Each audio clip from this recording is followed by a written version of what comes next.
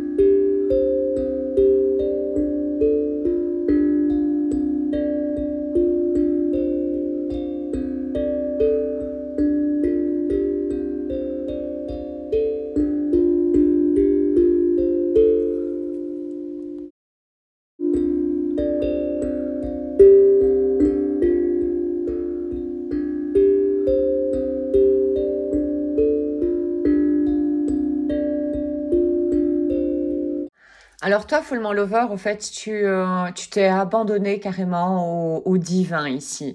Tu reçois tellement de signaux de l'univers, de tes guides, et probablement également de ton enfant intérieur, parce que tu as une belle connexion avec ton enfant intérieur. Voilà, apparemment ici, tu es en train de faire confiance, voilà, en la vie. T'as confiance en la vie et tu es du coup beaucoup plus conscient ou consciente également. Là, on te demande de faire attention parce que au fait, il y a encore de la jalousie en toi.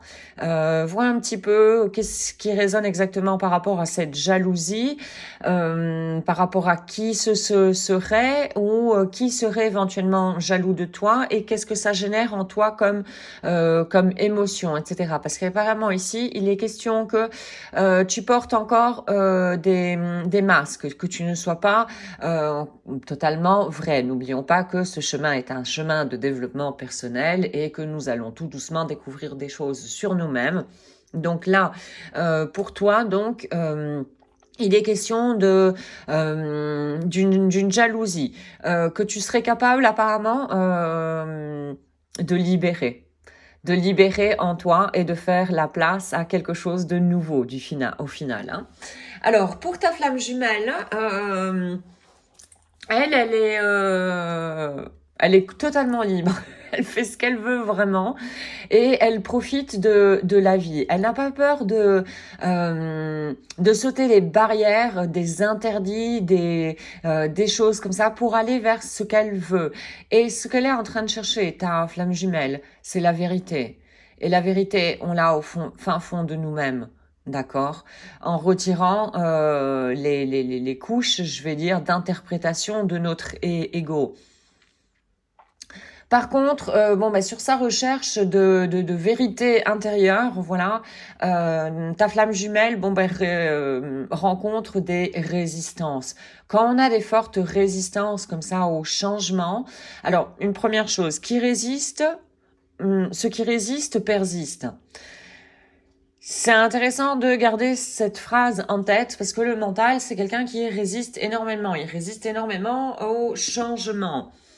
Là, malgré que ta flamme jumelle est en train de sortir de sa zone de confort quelque part, elle n'a pas peur de sortir de sa zone de confort même, pour aller donc chercher sa vérité intérieure. Par contre, là, elle fait face à une résistance. Quand il y a des résistances qui sont assez fortes comme ça, il est bien possible qu'il y ait une croyance limitante qui est bien ancrée et qui peut venir éventuellement de mémoire collective ou socio-culturelle éventuellement.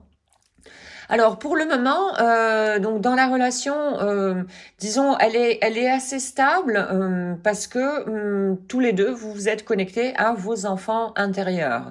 Vous avez cette connexion qui est même assez forte avec votre enfant intérieur, ce qui prouve que vous avez été, disons, persistant. Vous ne l'avez pas abandonné. Votre enfant intérieur se sent protégé et donc vous vous épanouissez au fait tous les deux, chacun de votre côté. Alors là, les cartes ne me disent pas si vous êtes ensemble ou si vous ne l'êtes pas. Donc voilà. Par contre, voilà, c'est assez fluide. Vous écoutez apparemment tous les deux, chacun, ce qui se passe autant dans le mental, dans votre cœur et dans votre corps. Vous avez une vision beaucoup plus globale de la situation ou des situations même que vous rencontrez dans votre vie. Là, il est question encore de prison mentale. Vous avez encore tous les deux des prisons mentales qui vous enferment et qui vous empêchent un petit peu de sortir complètement de votre zone de confort et d'expérimenter de nouvelles aventures. C'est également normal. Hein. Au fur et à mesure, on va découvrir de plus en plus de choses, voilà, qu'on va pouvoir épurer au final. Mais là, il est une question de conditionnements sociaux. Et tous les deux. Ta flamme jumelle a des conditionnements sociaux et toi aussi, tu en as. Donc, voir un petit peu quels seraient ces conditionnements sociaux donc que vous avez, ces conformismes qui vous empêchent au fait d'être complètement vous-même. Et là, donc, il sera question de respecter également toute opinion qui soit différente de la nôtre. En fait, le respect, c'est ça.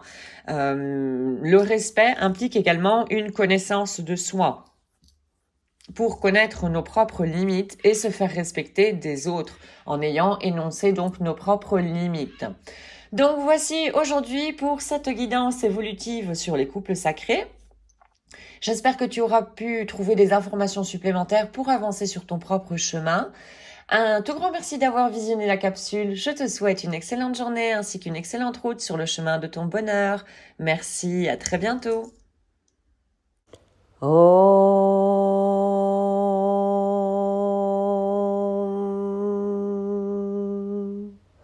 Shanti, Shanti, Shanti.